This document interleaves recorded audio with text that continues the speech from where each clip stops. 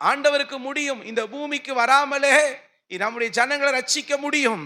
இந்த பூமிக்கு வராமலே அற்புதங்களை செய்ய முடியும். சிலுவையில பாடுபடாமலே அதிசயங்களையும் அற்புதங்களை செய்து ஜனங்களை விடுவிக்க முடியும். ஆனால் சில வித காரியங்களை தேவன் உடைப்பதற்காகத்தான், சில விதத்தை ஜனங்கள் கற்றுக்கொள்ள வேண்டும். ஆவிக்குரிய வாழ்க்கையில ஒரு மனுஷன் 100க்கு 100 வாழ முடியும் என்பதை இயேசு இந்த உலகத்திலே வாழ்ந்து காட்டுவதற்காகத்தான் இந்த பூமிக்கு வந்தார். அல்லேலூயா.